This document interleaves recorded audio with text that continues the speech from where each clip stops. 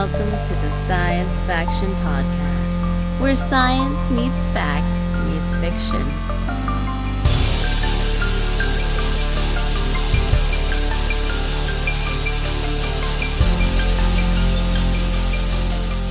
This is Science Faction for the week of January 19th, 2025. I'm one of your hosts, Steven Dominguez, and with me today, two individuals. I got nothing, guys. I'm kind of under the weather. Oh man, I'm sorry, Steven. But I'm Benjamin Daniel Lawless. I've been under the weather a bit too lately. Devon Craft. I don't think I've been under the weather lately. Oh, you should get that checked. Yeah, there's a good chance you're being lied to. I think Martina and I both have like a little cold. Ben, did you give me a cold? Is this your fault? Maybe. You shouldn't come over to my house and give me gift cards. I shouldn't. or pet beds. No, none of those things that's should what happen. happens. No. No, I'm sorry, man. I don't know what to tell you. How long have you had? Just today. Recently? Like last night, Martina, like over the evening, she was like, I don't feel right. And I was like, what does that mean? Because you never. And she's like, I don't know. And she like took a shower and was like, yeah, I'm feeling like maybe I'm coming down with something. And I was like, all right, so you're fighting a cold or something. And then this morning she's like, oh, I'm doing a lot better. And then this morning I'm like, ugh. Like now I'm fighting it. So, but if it Nice. only lasted for like a night for her, then it's either A, going to take me down for a week, or B, I'll be better by this afternoon. So let's roll the dice on this one and see what happens. Cool. Well, yeah. I hope that you do better soon. Feel better. Better. Do better. Me too. Yeah. What's going on? What's Devon? Tell me something. What's going on, man? We saw Sonic 3 yesterday. Oh, wow. Is it faster than 1 and 2? It's pretty intense. It's definitely got all the sequel stuff where everything is like turned to 11. 11? Have you guys seen the other Sonic movies? Yeah, I've seen the first two, yeah. No. And I started watching the Knuckles TV show recently. I haven't watched that. I mean, the first two are, they're not bad. I guess it probably because they're better than you'd expect, which makes them seem good, but they're enjoyable. The second one was absolutely terrible until you realize like that they're going at 11. Like once you are like, hey, I'm in. Well, the second one had some, like it was weird, man. The second one had a really weird subplot with a wedding and like the FBI. Yeah. Which for that one, I was like, wait, what is going on here? Why is this in a movie about a cartoon hedgehog? But it pays off is what I'm getting at, is that like you start off and you're like, what the heck are they even doing? And then when that subplot like reaches its climax, it's like, I've never watched a movie that did this. But all that being said, as long as you go in kind of with the same mentality with this one, it's it's watchable. It's crazy. The kids like what's his name? Jim Carrey is even crazier than ever. Like he plays two different characters in it, and it's just allows him to be even crazier than normal, and that's pretty crazy. But okay. But it's got the whole like world-ending stakes, whereas I feel like the first one didn't have that. It was just about like Sonic, I think, trying to go home or get his ring. The second one, I don't really remember what was at stake, but I don't think it was like the entire world was at stake.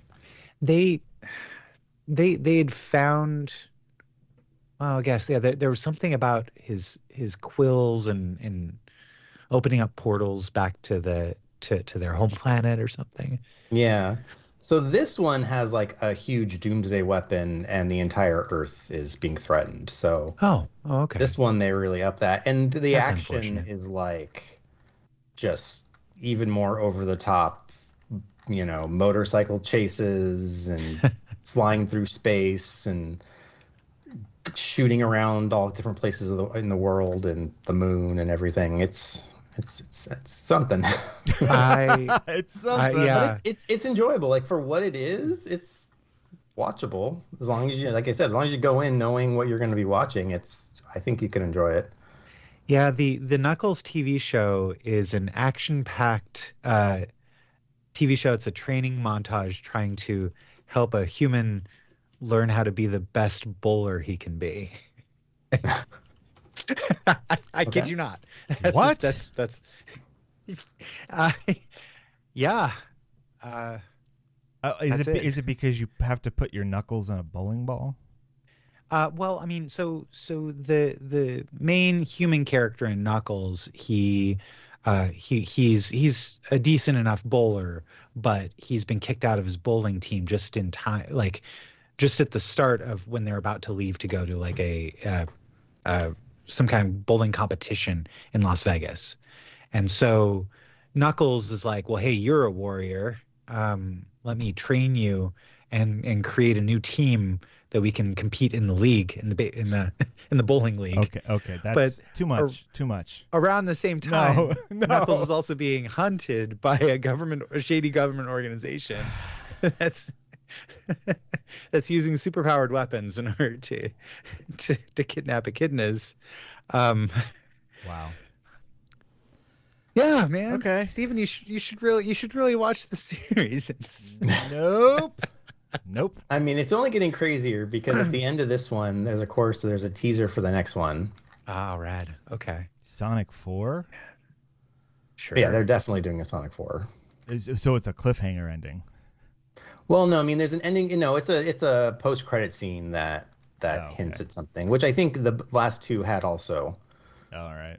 Like at the end of the first one, you see Tails come to Earth and is like, I got to find Sonic. And so the next one, Tails is going to be in it. And then I don't remember what the second movie, what its like post-credit scene or hinting at was. But this one definitely has like, I mean, I don't know if you guys care. No, it's not. Please help me out here. Help me contextualize. Okay, spoilers for the post-credit scene of Sonic 3.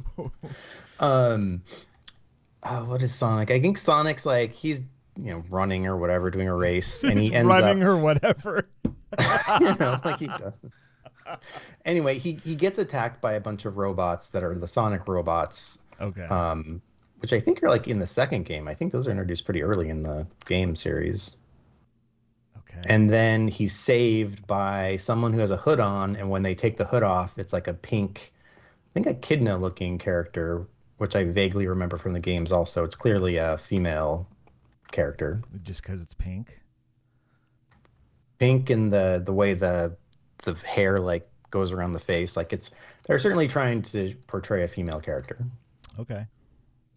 Well, I recommend for you, Devon, to go to your search engine of choice and type in Sonic female and see what pops up. Make sure safe search is off. Oh no. But I would recommend that everybody check out dumbrunningsonic.tumblr.com, which it is what it says on the tin. It's animated GIFs of Sonic running like an idiot. These are just the best. I recommend that you be compromised mentally before looking at these. Well, I mean, these are from like 9 years ago, but it all got started from Zach Gorman. He made a cute little comic. It just said, I think it would be cute if Sonic ran like an idiot. There's so many of these. Yeah.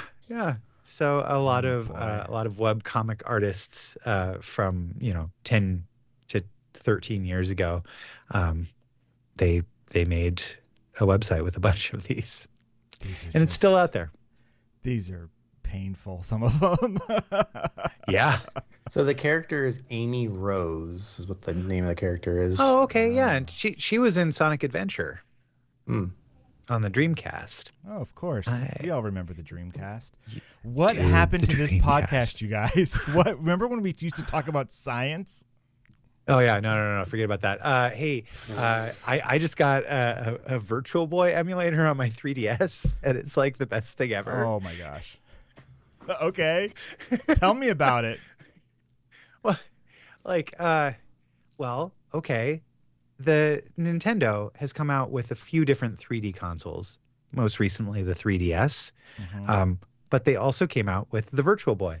Now, the Virtual Boy is fascinating because recently, and I was thinking a lot about the exclusives on the PlayStation 5, and there are less exclusives on the PlayStation 5 than there were exclusives on the Virtual Boy. The current state of gaming is pretty amazing. But if you wanted to relive, like, I don't know, I just remember going to Blockbuster Video back in the 90s and seeing a Virtual Boy demo station and just being like, wow, they can do virtual reality at that size and, you know, like 3D graphics, like truly 3D. I was really fascinated by 3D stuff. See almost every discussion I have about autostereograms or Magic Eye. Of course. But yeah, anyhow, the 3DS homebrew community has created an emulator for Virtual Boy on the 3DS, and it doesn't give you a migraine when you use it. And it's pretty great. It's called Red Viper. Oh, easy there, guys. Red Viper. Yeah. That, you know, Red Viper. That is a pretty 90s name, though. So that actually tracks.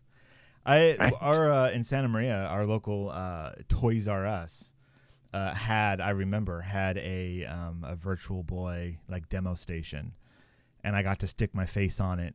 Oh man, for about 30 seconds before it was like, come on, let's keep going. And it was an amazing 30 seconds. It was pretty cool. Previously, I played an emulator for the Virtual Boy on the Oculus Quest 2 through like sideloading stuff, and that was a very good emulator too. But like to be able to take these games and make them glasses free is kind of like there's a little bit of magic there. I mean, they're both great ways to experience the library. The way the 3DS works is pretty cool. That is a cool little piece of tech. Yeah.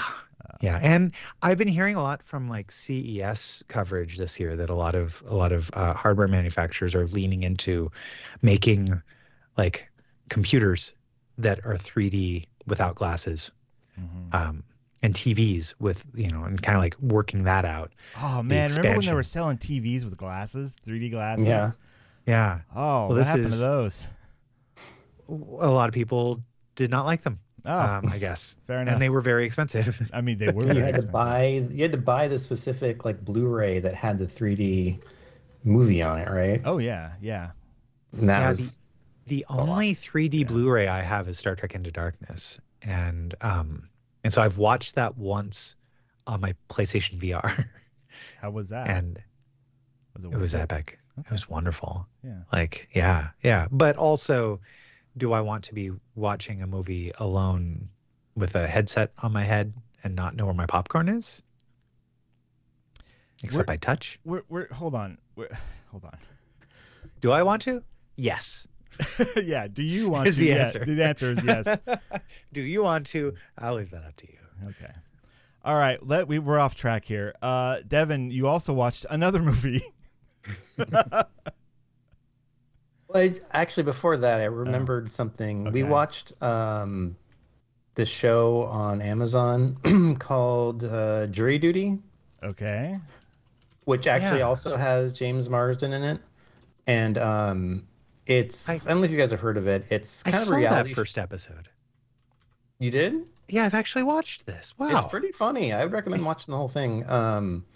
It's a jury, but it's all actors except for one guy who doesn't know it's all fake. And then just crazy stuff happens during the course of the trial and being with the jury. And this guy is just like, wow, this is really weird. Like, is this really how this goes? Like, and then at the end, of course, they tell him, no, this is all fake. This is all just set up for you to like a kind of like a prank, but it's pretty funny. And James Marsden plays himself. So he's like, you know, this is taking place in LA, and he's like, oh yeah, I got called for jury duty. And the main guy, it's funny because the guy who's in the who doesn't know it's fake is like, oh man, I thought I recognized you. Like, I remember you were Cyclops.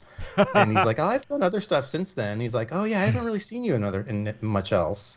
That's He's amazing. like, well, I was in Sonic. He's like, I heard Sonic wasn't that good. Like, That's awesome. he's like genuine because he doesn't know it's fake. He's like, Yeah. oh yeah. And he's but it's also funny because of all the crazy stuff that happens. This guy is like the most laid back, like nicest guy. It's just funny to see, someone react. It's really funny. I recommend it. But Okay. I just reminded of that because it has James Marsden in it. Yeah. Yeah. Right on. But yeah, The Wild Robot, that was good too. Oh yeah, The Wild Robot. Love that film. Yeah.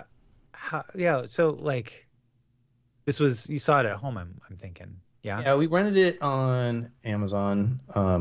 I think it's actually going to be available to stream on Peacock soon. But Right on. we just figured I wanted to see it, and we were looking for a movie to watch with the kids, so we watched it. Yeah, it's good. Just in general, it does a lot of stuff right. One thing I really appreciated about it was because it's a robot, obviously in nature, and it communicates with animals, and the animals they basically live in the actual state of nature that is, realistic of, death, like life is mostly death and starvation and trying to survive. And so like when things happen, they're just like, if an animal dies, they're like, yeah, that's what happens. That's life. True. Yeah. Good job, movie. That kind of permeates the whole feel of it. Wow. One part in particular drives it home, where there's a possum with like a litter of kids, and she's like, I've got 7 kids to feed, and then you hear a scream and a growl. It's like 6 kids to feed. Oh, that's dark, and I love it. Have you seen it, Steven? No, I want to see it. Oh. I just, I haven't gotten around to it yet. Wow. Right. I don't know. My kids have a thing with death. I don't know if they'd like that. I mean, it's that is kind of like a theme, but it's not as bad as I made it sound exactly. Like even that scene ends up the kid wasn't killed. It was like it like crawls back and is like fine. But okay. But it is kind of like, it's animals in the wild now. trying to survive. It's the robot is taking care of an animal and teaching it. It's a cute movie. It's kind of what you'd expect in a well-made movie like this, where it's emotional and it's just well done, well written, well made. Yeah, how can a robot that doesn't fly teach an animal, like a bird, how to fly? Right? As a surrogate parent. Or even raise it and as a robot, and so the bird grows up to think it's act like a robot. Yeah. That's like how Devon was raised. But yeah. Okay. Oh, man. So you recommend it. How many robots out of robots do you give it? The Singularity? There you go. You give it the Singularity. Awesome. Give it the old Singularity. Yeah. Ben, what's Grip? Dude, Grip. So I'm a big fan of racing games. You guys probably know this about me.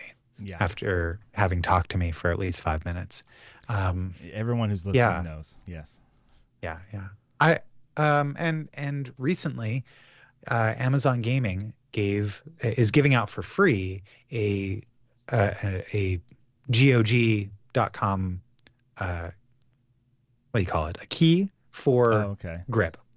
GOG is good old games. Good old games. It's a service to download the games. Yeah. Yeah. Grip Combat Racing, which is a futuristic racer. It looks all futuristic, but it's a combat racer. So in the vein of Mario Kart or of in some of the modes are very similar to Vigilante 8 and what's that? Twisted Metal? Oh, okay. Yeah. Right. But cars with guns. I think that's However, my favorite description of Grip I heard a YouTuber refer to it as um, Mario Kart if you like ecstasy more than mushrooms. What? All right, And gotta so the type game, that like out.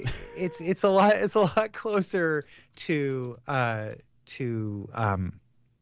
yeah, no, Wipeout or like any of the other like F-Zero. So it's kind of F-Zero meets Mario Kart, and it's epic. It's wonderful. It's delightful. It looks really good if you've got a good enough rig. But even if you don't, it runs very well on the Steam Deck, and you can play it for free right now with good old games.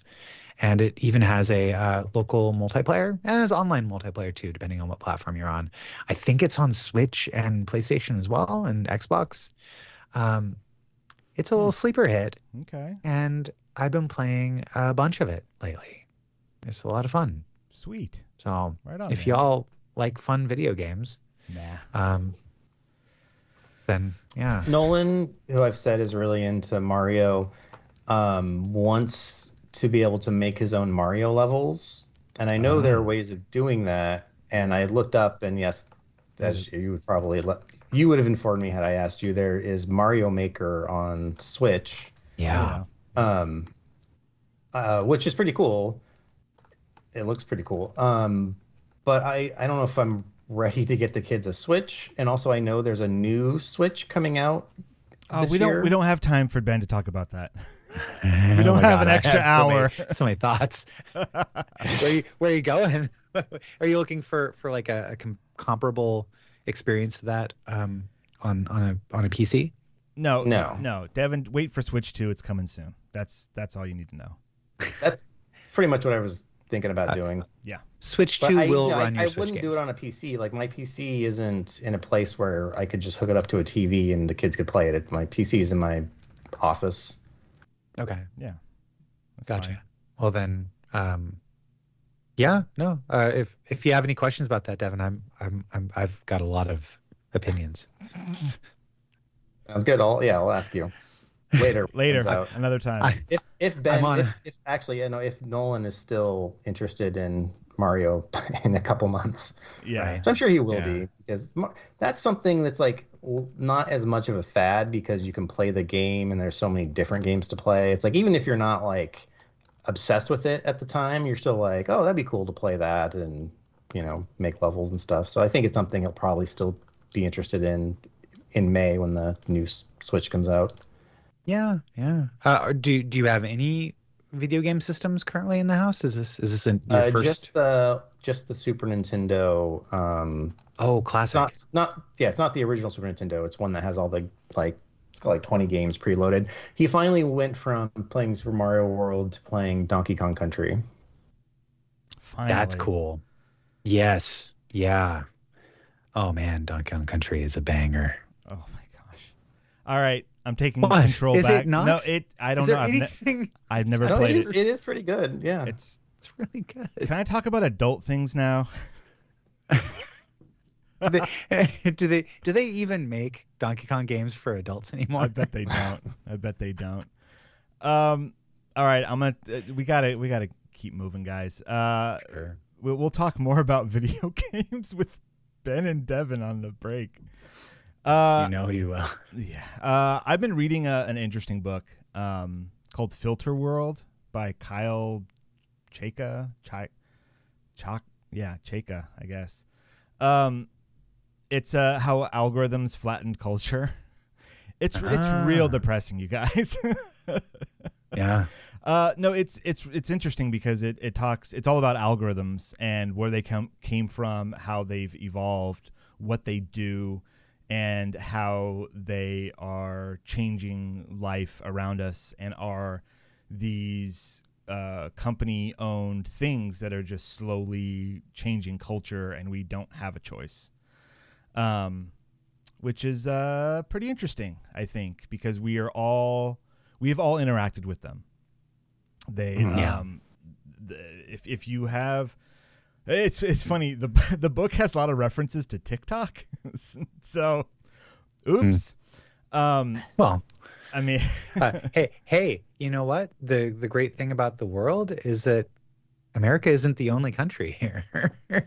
Yeah, but as far Right? as I'm concerned, I mean, no. How centrist you are. Yeah, it's interesting because it does talk a lot about like all of the popular things, right? Netflix and TikTok and Spotify and Instagram and Facebook and it talks mostly about where the point I'm at in the book, which is I think I just hit the second chapter, was all just like here's how these different algorithms came about, what their original purpose was, and how they're being changed and altered for specific reasons. The second chapter is starting to talk more about algorithm anxiety, which is the paranoia, fear, and confusion we feel when algorithms judge us either incorrectly or far too accurately. I feel seen. And also talks about the people who, and this is like right up the alley of some TikTok people, I imagine, of algorithms being changed by their company and that completely altering the way people were interacting with the platform ahead of time.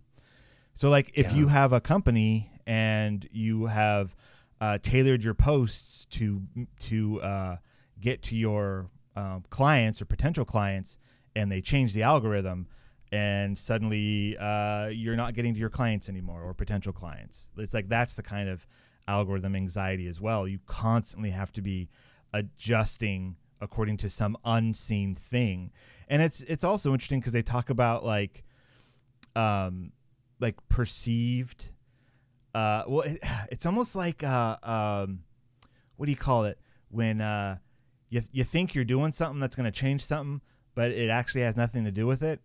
Like, before my baseball team plays, I got to eat 3 chili dogs, and then they'll do better. Oh, superstition. Superstitions. Thank you so much. That's the word I was looking for. I knew if I used a baseball analogy, Devon would get it. You're changing something, but you're not changing something. Yeah. What? We got there. Yeah, superstition. That fits actually. Okay. Yeah, it was a perfect definition. But like there are people there are superstitions that arise over algorithmic changes. Like, oh, if I include this or that, then my post will reach more people. But did it really? We don't know. Because a lot of times these algorithms are closely guarded company secrets that change all the time. So it's all about that kind of stuff. And it's Veritasium on YouTube. He has an episode where he talks about how he has to try to adjust for the YouTube algorithm to get the most views, and how you can like after you post a video, you can see how quickly it's being viewed. And a lot of videos, if you're following somebody and you see they post a video, and then like you might see it the next day and there's a new thumbnail or maybe even a new title, it's because when they posted it, it didn't get the views they thought, and so they're trying to make it more something that people will click on or that the algorithm will grab and put in front of people's faces. Yeah. So there's a thing in the book talking about posts have 3 to 5 minutes to gain traction, and if they don't, they probably never will. It was that was specific to a platform. I don't remember which one it was, but yeah. So we're living in that world now. Like we don't have a choice. We're there. Everything you're looking at. Like even finding this podcast, like how did you search for it? Whatever search engine you're using, there's an algorithm that says, hey, this is the thing that you were looking for. It's really interesting, because that's how our culture is being changed right before us. And there's nothing you can always blame Al Gore for his algorithms. So good night, everybody. Good night, everybody. That's from Incredible Kimmy Schmidt. Well, not, it wasn't phrased that way, but they put together the Al Gore and algorithms. Yeah, that was good. The other thing that I've been doing this week is watching something called Tokyo Override on Netflix. The algorithm suggested that I watch it, and then I started, and it's okay. It's like a CG kind of anime style without the screaming people. story about a futuristic Tokyo that is trying to be as efficient as possible, so everything's automated. So again, it's got like these algorithm like type things. But of course, the main character finds this group of motorcycle couriers who hack the system to like do other things, and then they get into trouble, and it's a whole thing. It's like 6 episodes. I've watched 3 of them. It's pretty decent. So yeah, it's I think it's like TV 14 or something. It's not really for kids, but so far there's been nothing in it that's like adult or whatever. It's just a lot of action, a lot of tense moments. There's a little bit of there was some shooting in the last episode, so stuff like that. It's decent. IMDb gives it a TVMA without any reason for it. I think likely they're just like, oh, it's on Netflix, so it's probably TVMA. There's I think there's murder or implied murder and smoking, I think. So like those things will tag it as, mature. Oh, yeah. So it's like a little crime thriller from the POV of a teen who's getting into trouble with these people that are fighting against the man. Anyways, it's decent stuff. Yeah. All right. We're half an hour in. We haven't even gotten to the science yet. Welcome to this podcast about science and science fiction. This is not a podcast about Sonic the Hedgehog and algorithms and video games. Oh, wait, but it could be. Virtual Boys. Start your own podcast. Okay, we're getting into... No, I prefer like a parasite to crumble apart the structures from within, Stephen. You have latched onto this podcast a bit like a parasite. Let's talk more about that in our section called Future or Now. Now. What you got for us? All right. So I stumbled across. So I'm a Dropout TV subscriber. Dropout TV is it's a streaming platform that's really inexpensive and has entirely original content, and it's all like, if you remember College Humor, that company folded and now they're called Dropout and they have their own platform. Did they drop out of college? Is that what happened? That's the joke. Yes, that's the joke. College Humor ended. I found the so joke. They made Dropout TV. Found the joke. Cool. Yeah. Amazing. Yeah. Lots of amazing stuff on it. I'm a proud subscriber of it. They haven't gotten rid of any of the content I like watching, and they keep on making new stuff. Well, one show that's always kind of like I scroll past it whenever I'm looking at stuff has been this show called What the F 101. And I finally watched the first episode of it. We all did. I sent y'all a link to it, and it's called the episode was titled "The Gruesome Truth About Parasites." Now WTF 101 is a show that is essentially, imagine if you took the Magic Schoolbus and gave the Rick and Morty writers the chance to do Magic Schoolbus. Yeah. That's pretty accurate. A good description.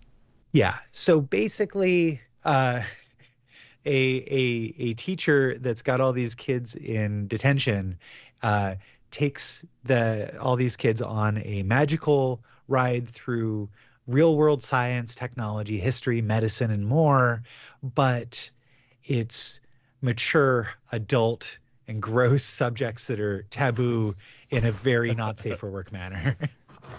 Yes, very not safe for work. Very 100% not safe for work.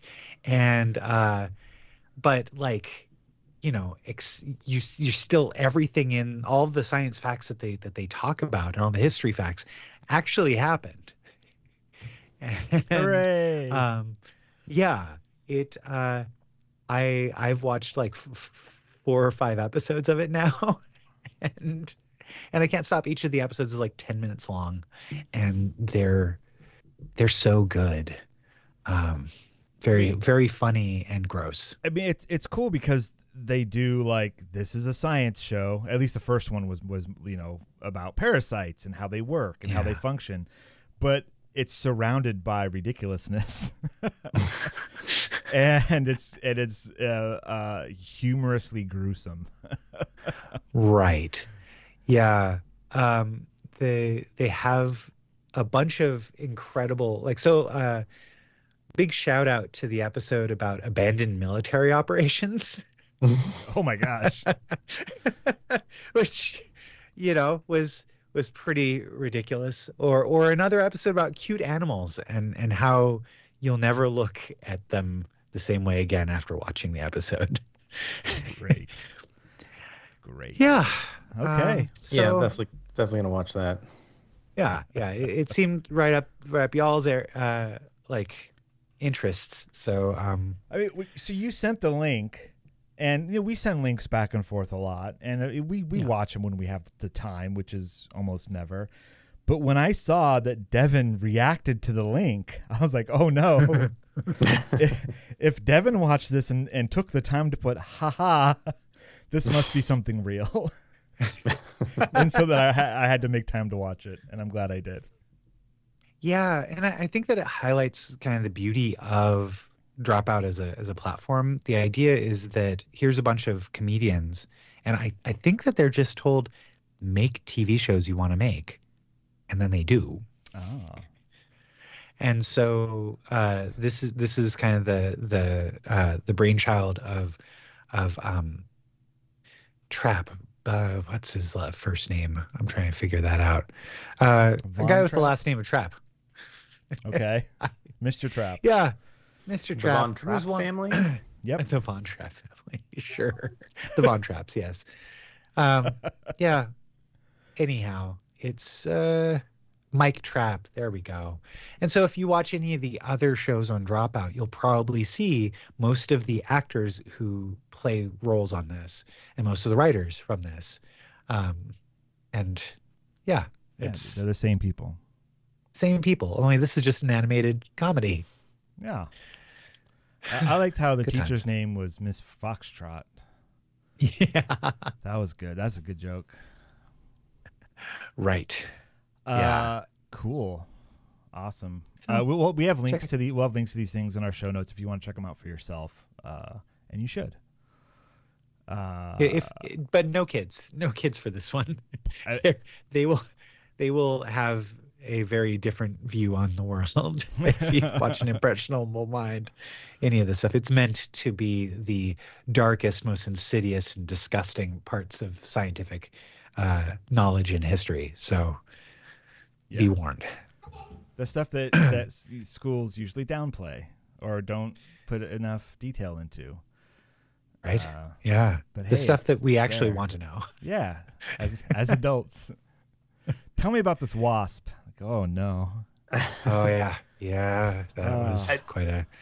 This reminds me, and it could be a long tangent. I'll really try to keep it short. But watching videos of debates of like atheists versus theists and the existence of God, whatever.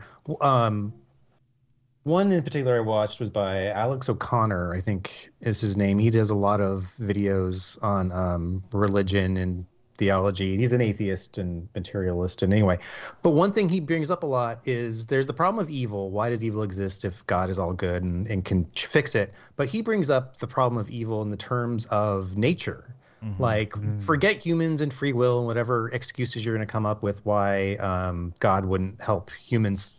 What about all the suffering in nature? How absolutely, like the show you're talking about, Ben, shows that just how gruesome and insidious it is. And like all animals kind of live in that state of constant hunger, constant fear, and then they have these horrible things happen to them.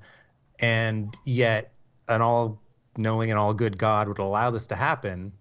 It's like, so even getting out of the suffering of humans, what about the mountain of suffering that exists in the world just because of nature? It's like, that's what that reminds me of, the whole, how awful parasites really are. And just think about how many creatures are victims to these things. And of course, victims to so much else. But if they're not humans, he doesn't care.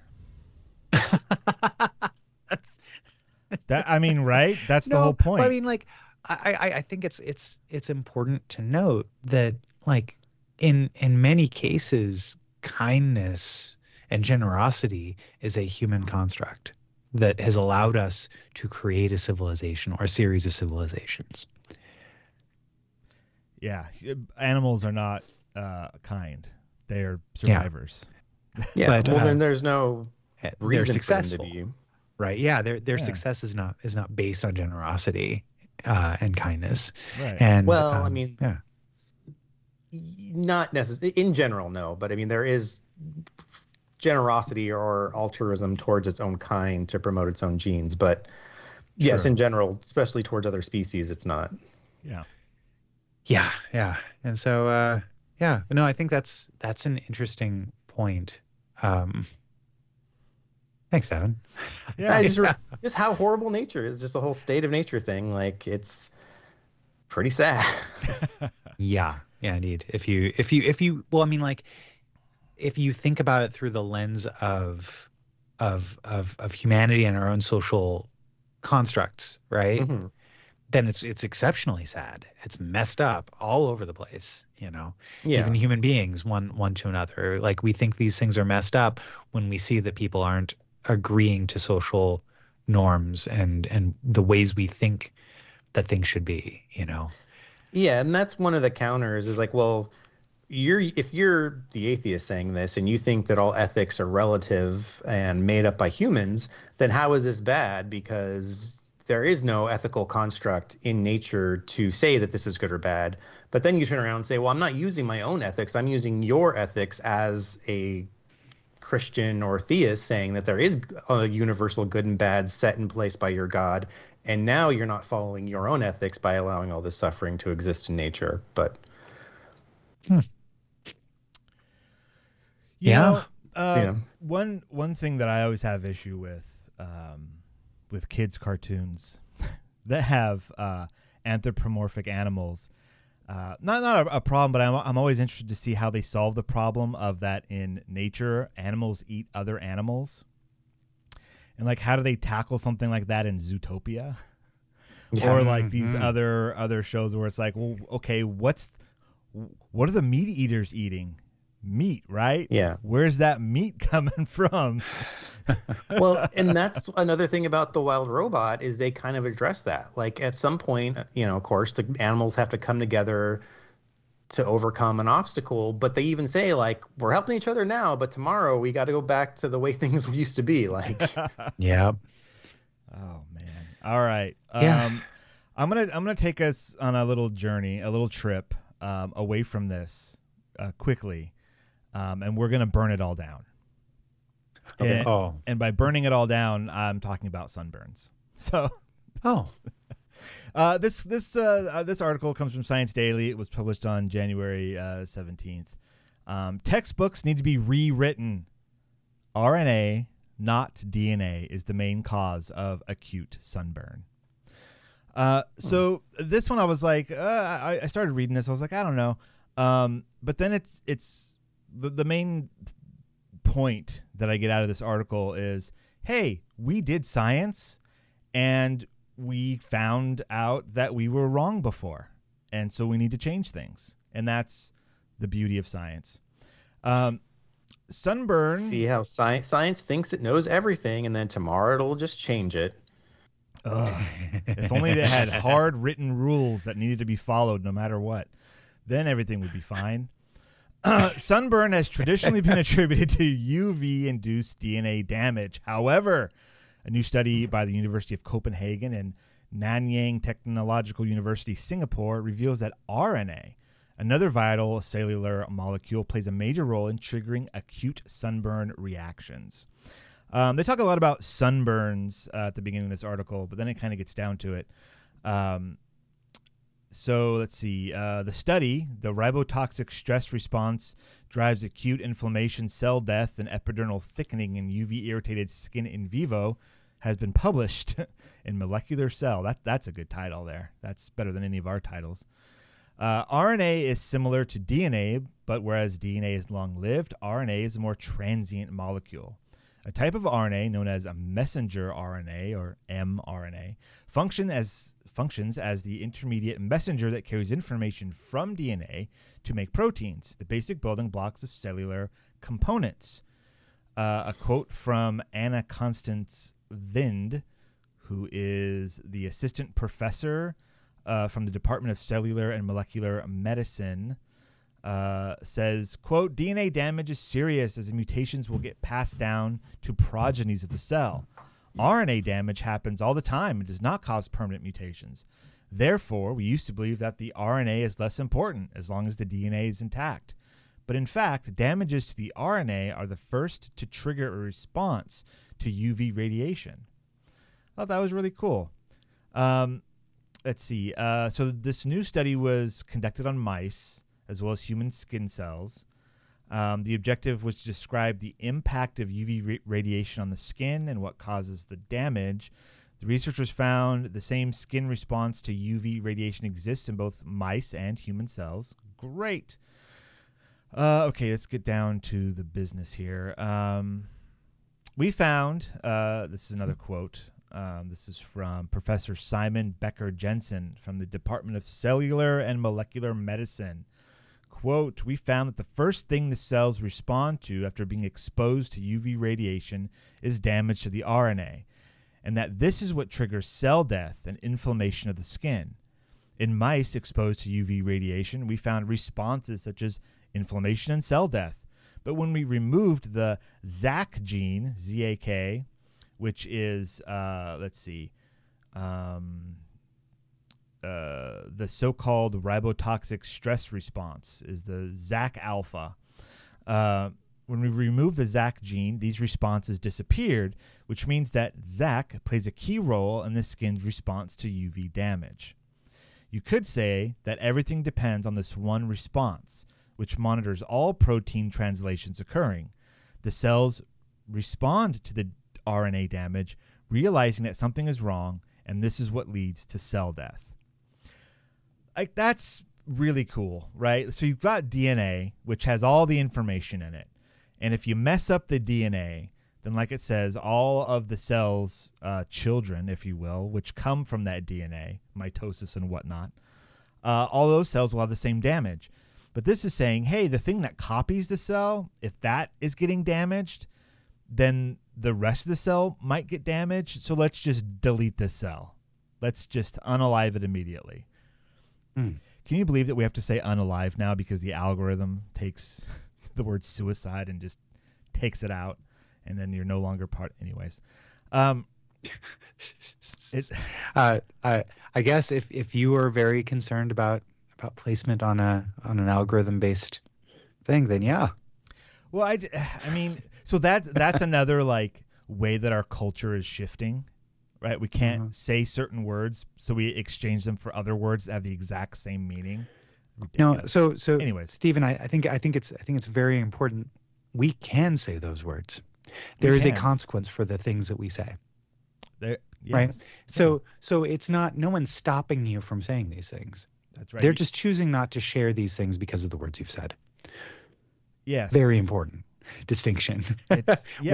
One is your freedom is being trampled upon, and the other is you potentially could be a complete jerk, and nobody should hear what you're saying. You know, I want to. Sorry. No, that's hey. Get off my soapbox. Soapbox it, man. Let's hear it. Okay. To wrap up this article. Then we'll let Devon talk. The results of the study changes our understanding of sunburn and the skin's defense mechanisms. That RNA damage triggers a faster and more effective response, protecting the skin from further damage. Link to the article. There's a lot of stuff I kind of skipped over with sunburny type stuff. That's pretty cool. We did, like I said at the beginning, we did science. We found things were different, and so now we need to change our information and our view of the world. Thank you, science. I mean, that's why we looked, right? That's why we observed. That's why we scienced, is to change our understanding and to have a better view. That's right. All right, Devon, tell us about quantum unalive and immortality. I forgot I muted my mic because my kids are making a lot of noise. Oh, were you talking at us? No, not a lot. Just a little bit at the end. I think there's a distinction between what you were both talking about, whereas Stephen, you were talking about having to replace words that have the same meaning, but are otherwise generally neutral words, Yeah. but might be triggering. Okay. And then Right. Ben, I think you're talking about more like hate speech or more offensive speech that perhaps doesn't have like. No, I think what I was getting at is that the words that you used of have to is not correct. Like, we do not have That's to true. replace the words we use, but Right. there are consequences for not replacing the words that we use. Algorithmic Right. consequences. Algorithmic. And so the just like, That's a good hey, title. so, some people may conflate the two and go, well, because it is harder to share this content, it means that I have to do this other thing. It's like, no. No, you don't. You don't have to. Just no one's gonna hear you now. Right. Yeah. Right. Well, and that If- can be good or yeah, bad. That depends exactly. on what you're trying to say and who's controlling you from saying it to who. Yeah. Right. Yeah. Like Who- if it's just how is the sharing political happening? correctness, then maybe that's not the worst thing in the world. But if you're trying to promote a point of view, and you're being controlled by the algorithm that has decided that your point of view is just not worth sharing, then that might not be fair to you. Depending on, again, on what the opinion is and who's making the decision or how the decision was made. As with a lot of things throughout time and in the current climate that we have, and the idea that we have freedom of speech, right? Like, there is a difference between freedom of speech and right to be shared, Yeah, no, I agree. right? Yeah, and so like that's what I always say, or I always think, when we at essentially freedom of speech is the government stifling speech. Like, the only actual freedom of speech we have is the First Amendment saying no laws can be passed to stifle the freedom of speech or, hinder the freedom of speech. I forgot actually what the word is. But you're right. Everything over that is the public deciding how it wants to convey information and what they want to do with it. If a company like Facebook wants to change how they allow people to speak on their platform, that's generally okay because they're not the government saying it. They're an individual company. It gets more complicated with certain things about public squares, but yeah, generally it's freedom of speech is just the government. It's just a check on the government's power, and that's all. Yeah, I guess the big question I have with Steven is, are you concerned about algorithms not allowing us to share our show? I mean, I guess now that we're on YouTube. Okay. No, I don't care about that. I do this show for us. I don't do this show for if this show was my main source of income, then yes, that would be an issue. What I find silly is when I'm on a social media platform and somebody is trying to relate a news story and has to change their speech simply because if they didn't, nobody would see the news story. That's the part where I roll my eyes, and the person usually talking rolls their eyes as well because they know I've got to say this other word because otherwise no one will see this at all. And I'm just trying to relate some information. What a fascinating thing where the first place we go to get news information are not journalistic credible, are not journalism outlets. Right? Like the fact that... How do you define a journalism outlet? How do you know that that's not what I'm talking about? Like, they're on those platforms as well. Yeah. That's the thing. Yeah, it's the old days of turning on the evening news don't exist anymore. So, well, they're still on. They're still there. I don't know. Are they? Yeah, get an antenna and watch some local news, man. That's a lot of work. Hey, Devon, talk to us about quantum suicide and immortality. We got to get this show moving. Mine also has the word suicide in it. Yes. Let's hear about it. So this isn't like a current news item. It's more of just a general topic. And it's something I had heard of before, just the term quantum suicide. And I think I had heard a brief explanation and I didn't quite understand it. And then I heard it came up in another thing I was watching and they explained it. And I was like, oh, that makes a lot more sense to me. And it's just kind of an interesting thought experiment. It has to do with Schrodinger's cat and the multiple worlds interpretation of quantum mechanics. And so if just a very brief description of Schrodinger's cat, you have a cat in a box.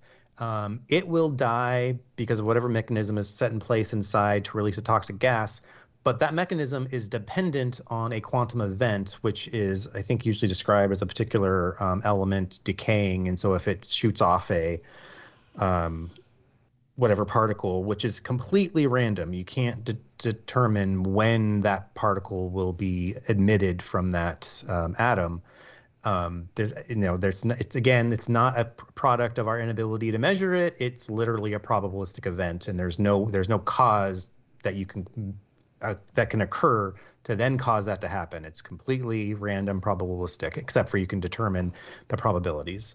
And so that is why Schrodinger's cat is either dead or alive before you look in the box, because you don't know if that completely probabilistic event has occurred. Yes. Quantum event. A lot of people, like, you hear surprising amount of times, I swear, I hear Schrodinger's cat described, and people forget about linking it to a quantum event. And I'm like, that's the entire point. You don't just put a cat in a box and say, well, it's dead or alive. I'm like, no, it's alive unless you murdered it. But to be clear, nobody puts a cat in a box. A cat decides if it wants to be in a box. They want to get in the box, yeah. If it fits. It sits. Yeah, thank you. And so, and then the idea of the many worlds interpretation of quantum mechanics is that whatever event happened, whatever probability occurred in some universe, there's a splitting of the universes at that point when the wave collapses to a certain point. It could be here or here or here, or when it collapses because of it being radioactive decay. But there's always a universe that splits off where it happened in a different place, or you had the other outcome that was possible. And that's the many worlds interpretation of quantum mechanics. And that's the point. Schrodinger's cat was actually an experiment to say why that's ridiculous, because a cat can't be dead and alive at the same time. But so the idea of quantum suicide is, let's say you're now from the perspective of the cat. Mm-hmm. And let's say that the many worlds interpretation is true. Now, in the setup that make sense for me is, let's say the quantum event is occurred by you pressing a button. And so you're in this setup and you press the button and you have a 50-50 chance of either staying alive or dying. And you press the button and you're alive.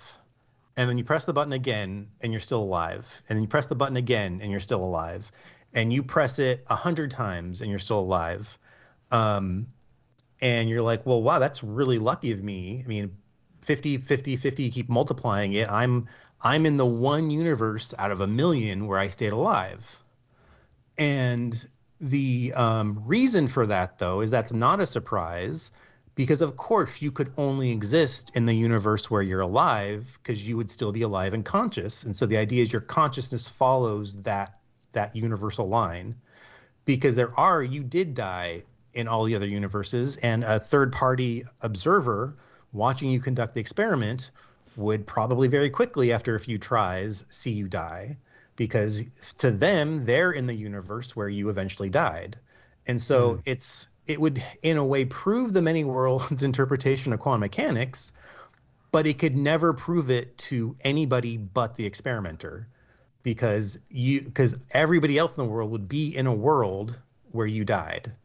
Wow. And almost everybody, I mean, unless you happen to be in that one out of a million universes. But so you could prove it to yourself, but you could never prove it to anybody else. And of course, you don't do this experiment, and it's almost impossible to set up. And there's a lot of criticisms of, how would you die? How quickly would you die? Would there be a point where there exist in two different realities before you died? And then it brings up all the other issues we've talked about of, is that copy still you? Which I would think that's not as big of a problem for me in this situation, because no matter what, if you're in a universe that splits, you by definition are still you in that other universe. I'm not. To me, it doesn't really get to the problem of like the ship of Theseus and the whole like copy problem. I feel like if these are things that are happening anyway, like if this is actually the result of quantum mechanics, in some way, aren't we doing that right now? Aren't there changes? I mean, we talk about the many worlds conclusion of quantum mechanics to say like, oh, there's a infinite number of worlds where you're doing this or this or this. It's like, well, but are there? Because if it has to be based on a quantum event, nothing in my life has been determined by a quantum event.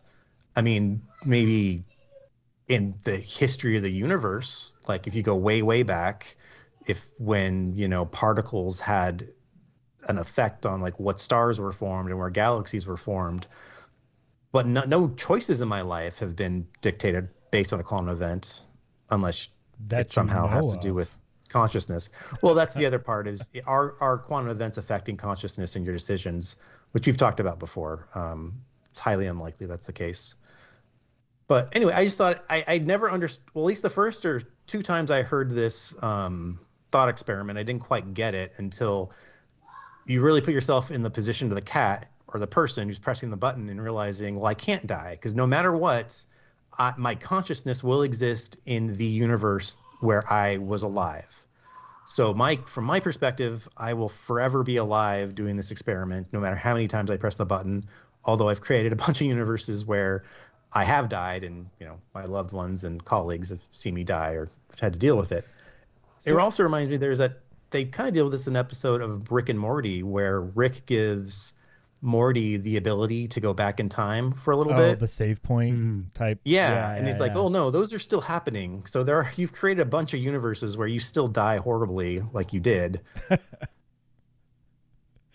So that's a good episode. Yeah. I think there's also a neat YouTube video called 1 Minute Time Machine, which I originally saw in Amuleto, which is just this guy that's trying to pick up a girl on a bench, and he's got this 1 minute this box that's labeled time machine. It's got a button on it, and he says something like weird to her, and she's like, ew, why'd you say that? So he's like, all right, let's reset it. So he goes back in time once and starts chatting and keeps on working through all these different pickup lines until he gets one that actually works. And so have you guys seen this? I think I have. Yeah. But like eventually what you realize is that it's a murder machine. Like that there are universes now that have been created where he just presses a button and falls dead next to her after. And there's just hundreds of times now that he's become unalive on his own will by pressing a button, and it's absolutely horrific. Well, when Devon was talking about this thought experiment, pressing the button and you're always going to be fine, really that button should be labeled other people's misery because you press that button and then everyone else is now sad, but you're fine. All right. Yeah. All right. Wow. That's good stuff, guys. Well done. Right we on. are going to take ourselves a little break now. We're an hour in, and now we're taking a break. Because when we come back, we have book club. So I hope everyone read We Can Remember It For You Wholesale by Philip K. Dick from 1966.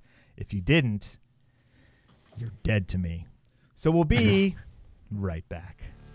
This is Devon from the Science Faction Podcast, and with me is... Steven. And Ben. Wow, all three hosts of the Science Faction Podcast. Fuck, I fucked it up. The Science Faction Podcast. That's right. We're Science After Dark. Pull out your cocks. Let's do some science. And we're back. Heyo.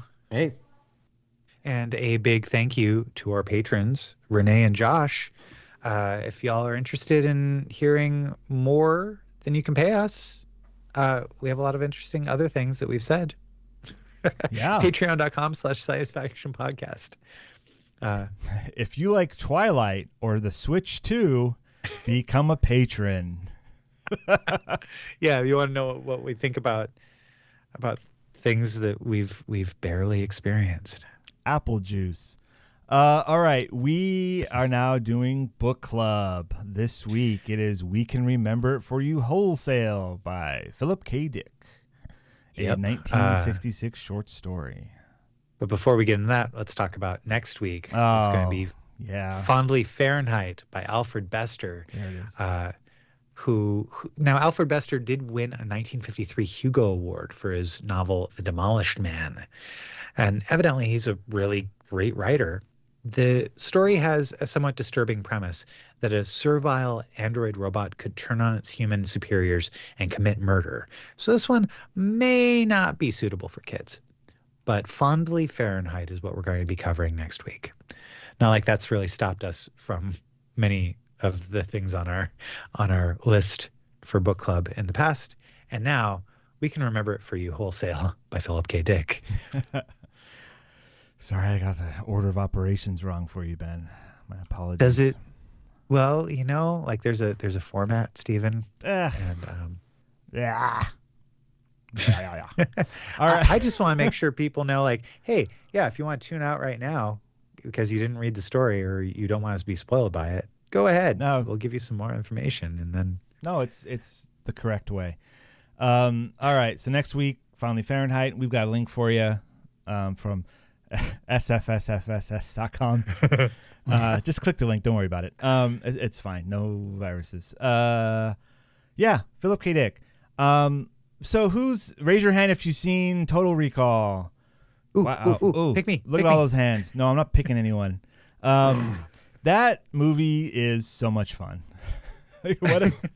What a great movie. With Arnold Schwarzenegger and others. Yeah.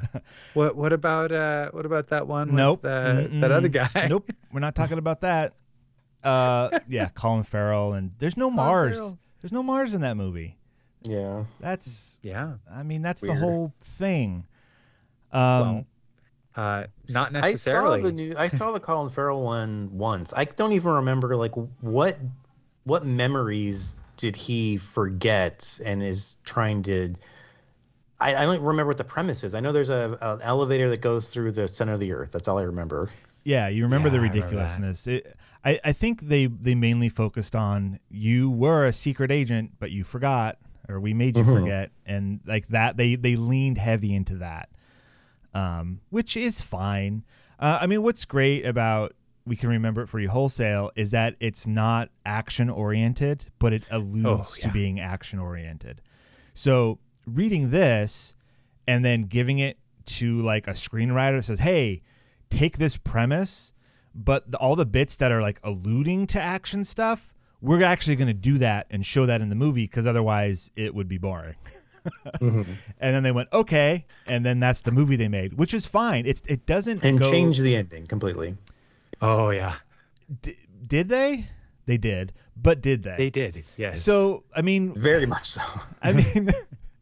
Do you remember the movie? What happens in the movie? Yeah, but it's Quado is not in the short story. There's no Quado. There's no mutants on Mars. Like, there's no Mars. There's no Mars in the story. It's all alluded to. You went to Mars, and you did a thing. You assassinated somebody, maybe. But we never go there and like revisit the places, and like it's way scaled back, or the movie's way scaled. Like, hey, let's make this actiony. Let's add all this stuff.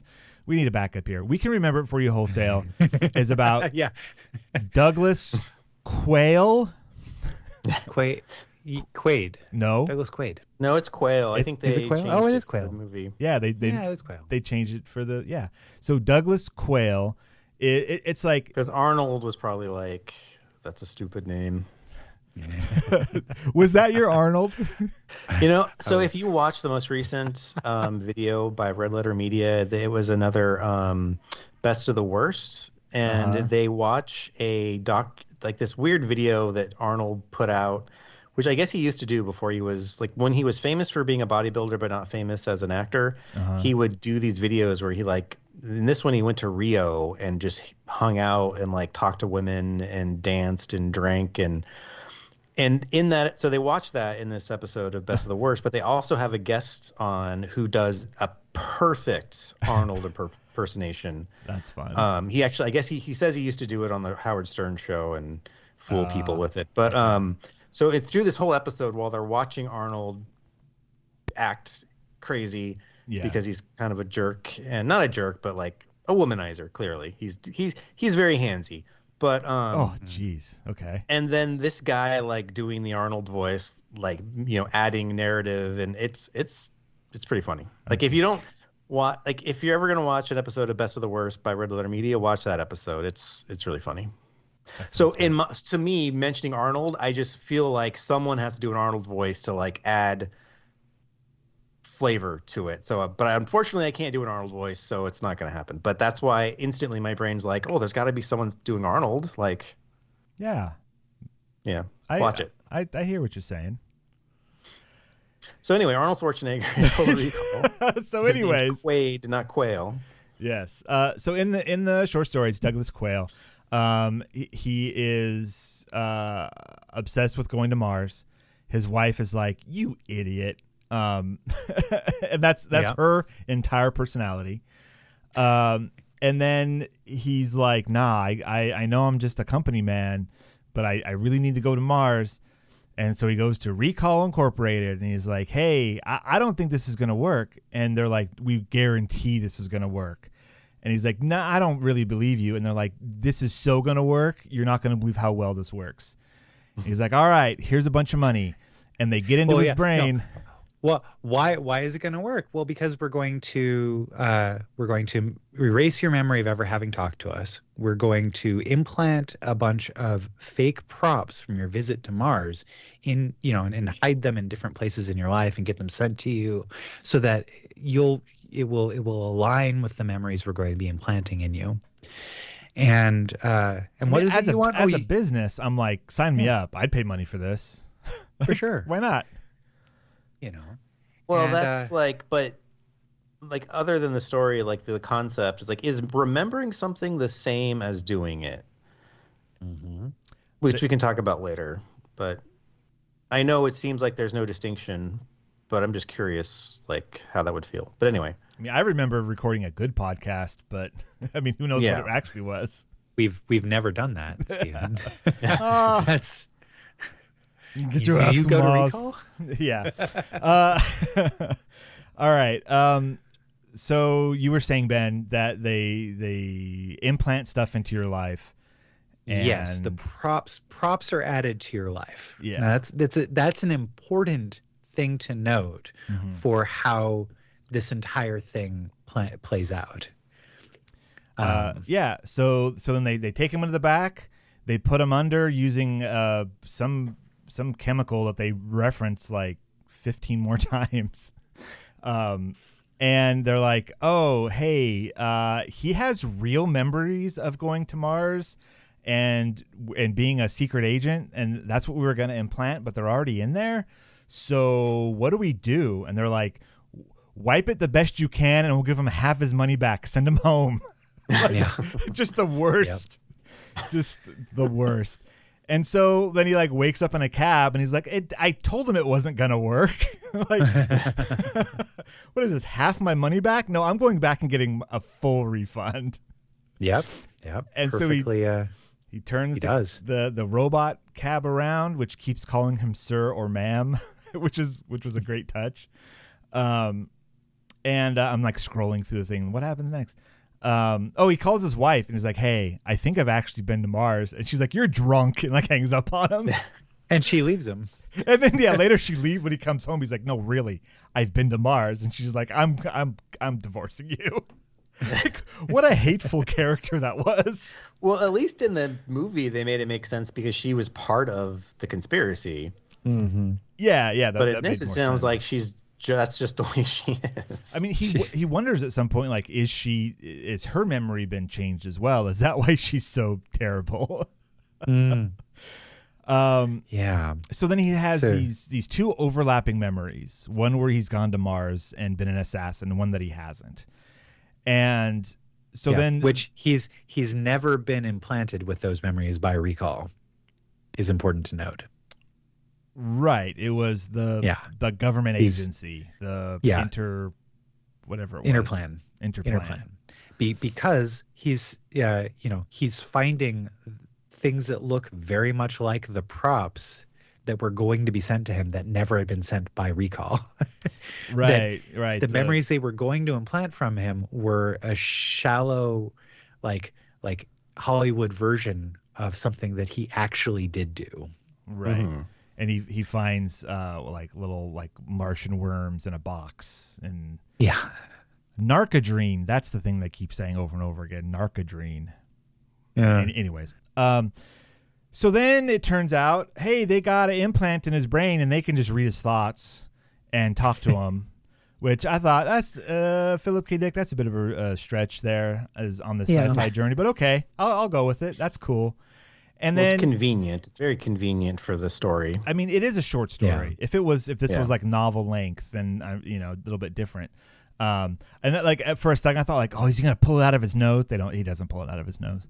No, he keeps it in there. Yeah, and he uses it to barter with them and go like, hey, listen, I know I ran, but I like what I'd like to do is just be done with this entire thing entirely.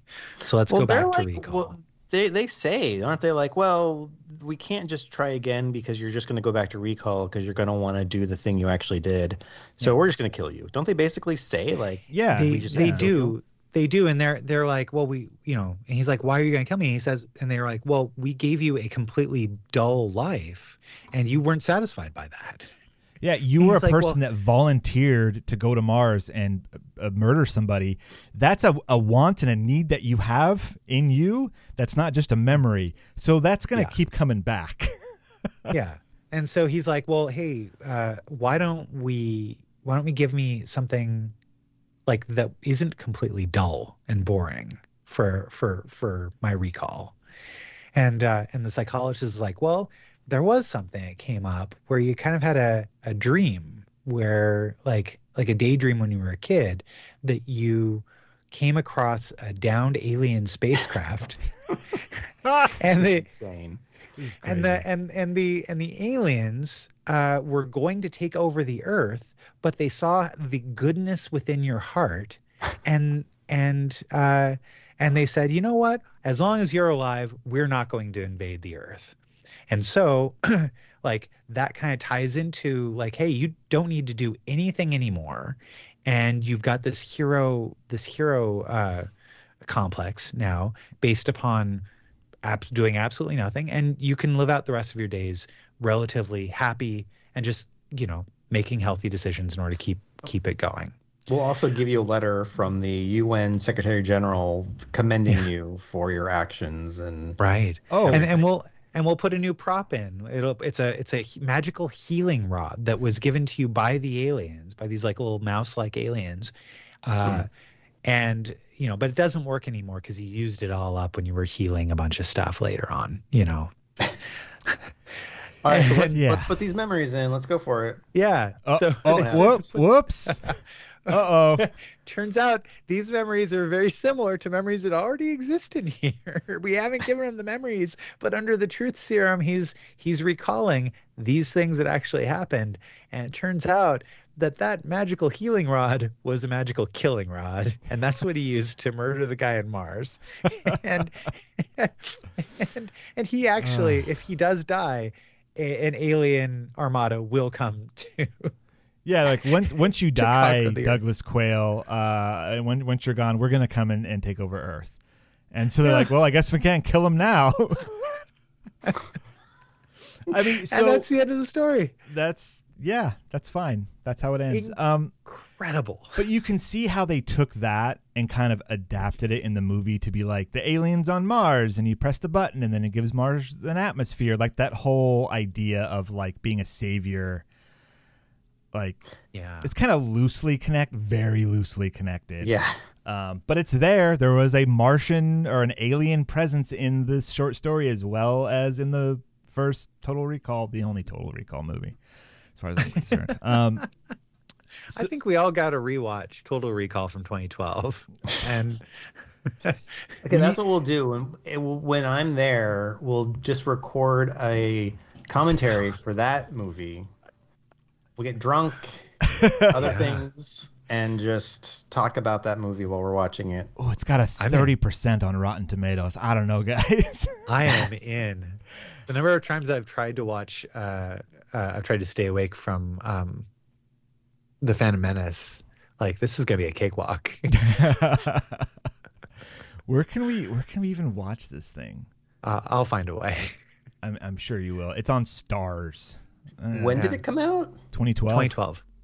Really? I would have put it further back than that. Huh. Well, that was 13 years ago, sir. Yeah, I know. I just okay. Yeah. A factory worker, Douglas Quaid, begins to suspect that he is a spy after visiting Recall, a company that provides its clients with implanted fake memories of a life they would like to lead. Goes wrong, and he finds himself on the run. Something else about this short story that we need to talk about. It's boobs. Oh, yeah. So it's funny because like my wife, she's like, well, were there 3 breasts in this story? I said, no, there were 2. However, but they were painted. They were painted. Yeah. So I think it's funny because it's I forgot to press play on the timer. I have no idea how long we're recording now. Cool. We're at 1 hour 19 minutes. Okay, awesome. Thank you. You're welcome. When creating your own science fiction future universe, I mean, why not just have people with no tops on just hanging out? That's fine, right? But then the way that they're described, he took some time describing, and it was completely unnecessary to the story.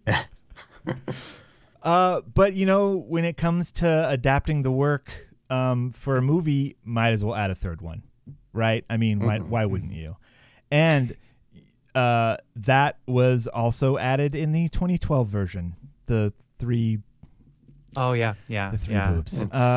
They did. Why? They did. Out of everything that they could have added from that movie, they were like, you know what? Mars, no. 3rd boob, we could do that. That's like, we can budget for that. We can budget for that, but not another planet. It's just not doable. Anyways, this was a fun short story. What did you guys think about it? Yeah, I was surprised how much it did follow the movie for the first half. Mm-hmm. Yeah. Or the movie followed it. But that ending, I had to reread it. Well, I listened to it I found the audio on YouTube, and then I had to be like, wait, what just happened? And I had to go back and like read it to be like, wait, the alien thing was real? That's so random. But like, really, that's Philip K. Dick. Like, that's his writing style, where it's like, hey, here's this crazy premise. There's no way it could get crazier. Guess what? It is crazier. Like, that's what he does. And so, like, as I'm reading this, and they added that little, like, or not added, but when I got to like the alien bit, I was like, oh, that alien bit's gonna be real. Like, I had no idea. I thought it was crazy already. Where they're like, okay, we're gonna give you the memories of this alien story. Like, who's gonna believe that? Like, what? That's insane. And then it's real.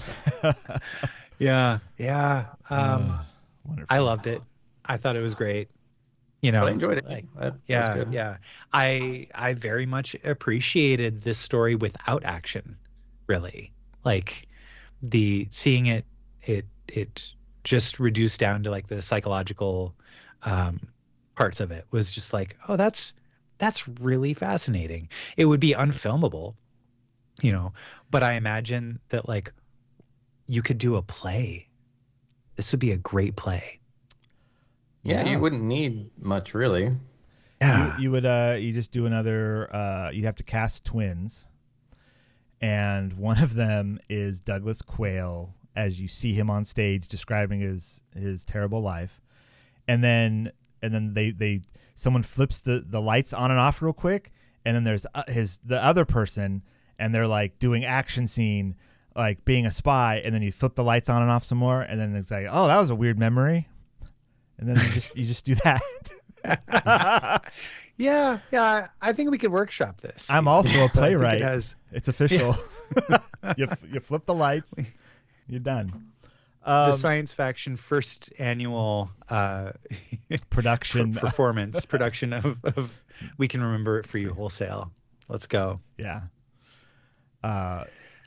This was fun. It was a fun read. I mean, growing up watching Total Recall, that was one of those that, whenever it was on the Sci-Fi Channel, you stopped to watch it because, 3 boobs and it's Arnold. Like, what? Come on. But like, yeah, you got these crazy mutant things, and it's like the whole story on Mars is just like pure sci-fi fun. It's just crazy, and there's a little bit of action, and you know, it's fun. So you remember the story, that part of the story, but then the like, what is it real or is it not real? Like by the time you get to the end of the movie, you could be like, there's like a second, just like a really the fastest second where you're like, was everything I just watched the implanted memory that they said they were going to implant into him?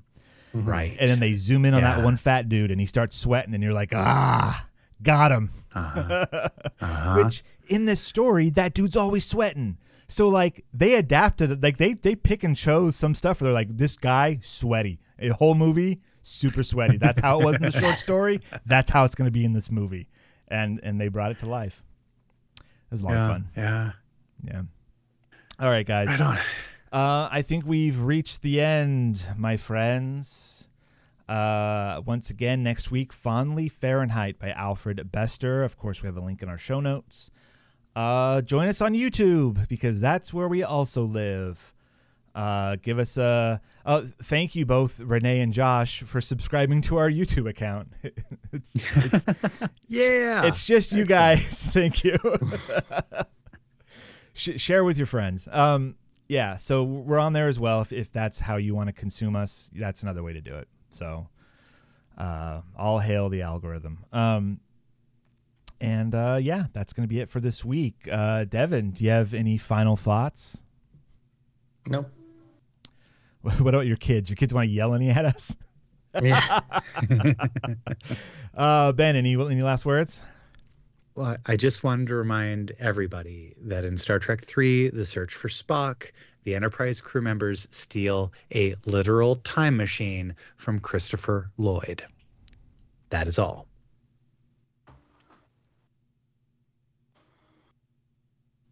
Good night, everybody.